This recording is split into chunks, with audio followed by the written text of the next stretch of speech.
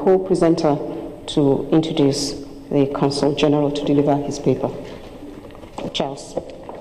To give his welcome address, I call on the Consul General of Nigeria in Atlanta, Georgia, the man overseeing 17 southeastern states of the United States.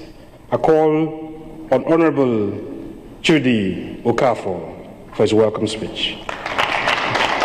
It is indeed an honor and immense pleasure to welcome our distinguished guests, especially those from Nigeria, to this beautiful, hospitable, and historic city of Atlanta. It will be recalled that this was the city that Nigeria took by storm, as it were, in 1996, when she won the Olympics championship gold medal in soccer.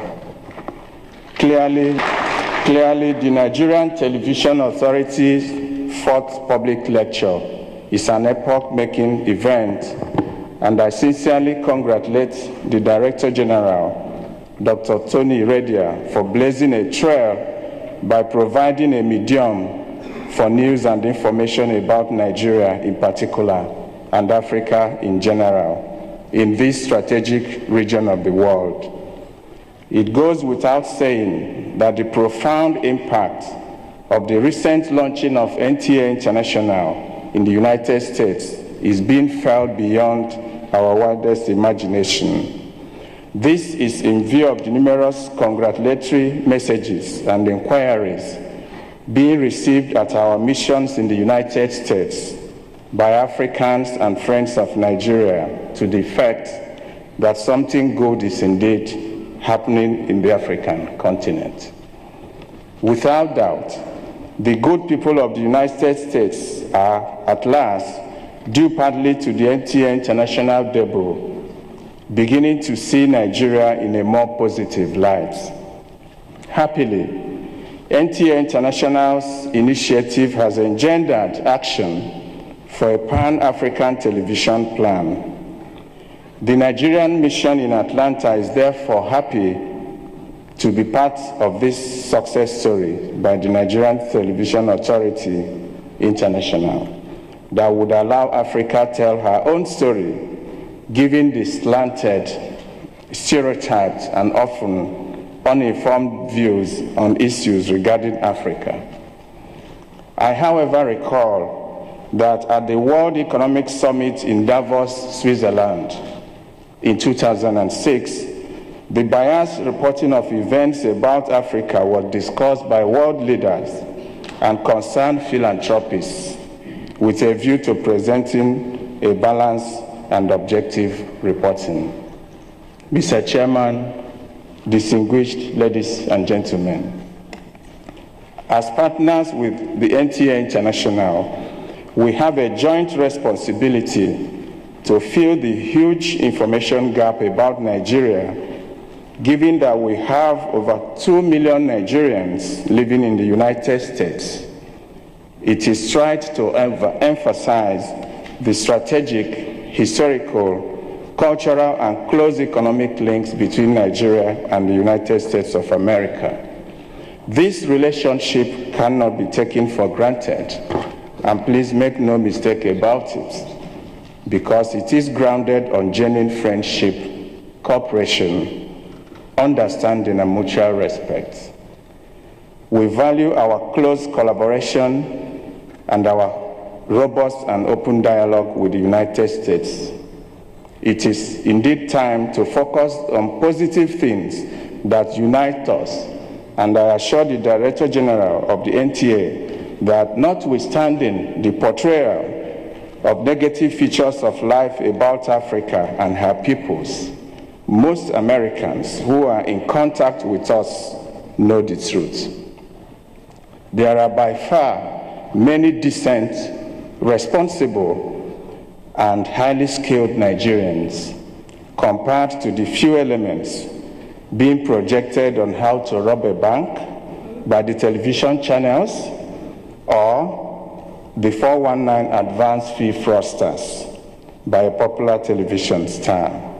On this score, I am confident that the proposed direct flight to Nigeria by the Delta Airlines by 3rd December this year will take this cooperation to a new level in terms of people-to-people contact.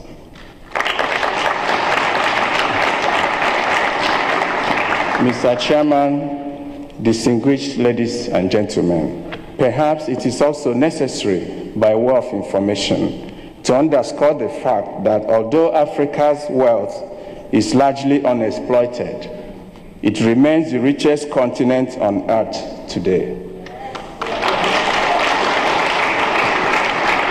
The NTA International should therefore celebrate Africa and its rich resources, its heritage, its diversities, its many brand names, history, culture, literature, music, and art. You can add to it. It should provide viewership for the ever-widening audience in the diaspora to experience the resourcefulness and dynamism of African icons. We can no longer afford to be apologetic, but should walk tall and tell stories of our heroes and heroines, past and present, in respect of their various unacknowledged contributions for the development of the various regions of the world, including the United States.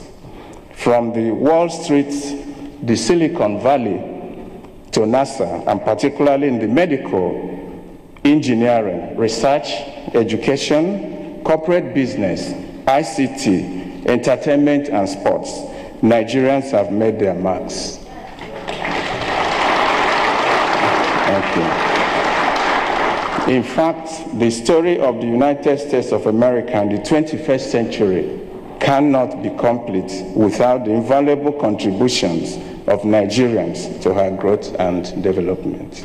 A good starting point is to underline the fact that the economic reform policy of Nigeria, which commenced with the Obasanjo administration, would be deepened and intensified under the able leadership of President Umaru Musa Yar'Adua.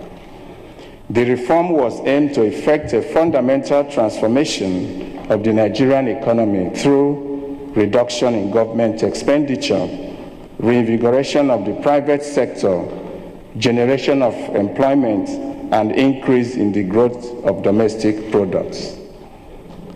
President Yar'Adua has, in this connection, enunciated a 7-point agenda to take the reform to a higher level.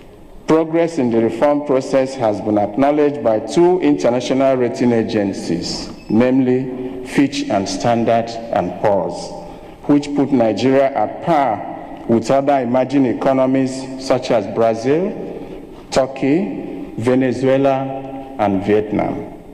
In fact, because of the growing confidence in Nigeria, another international agency, Goldman Sachs, stated that by the year 2020, Nigeria would grow to rank among the league of 28 largest economies in the world